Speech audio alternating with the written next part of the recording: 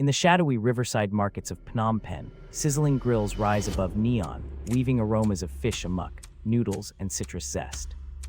This episode dives into Teav and banhchok, following skilled cooks who honor age-old recipes while embracing fast city life. A veteran broth master reveals how bones simmer for hours to unlock depth, while a young apprentice shows precision in delicate dumpling folds. Locals share stories of family clans, market rituals, and fearless experimentation that keep these dishes vibrant and evolving.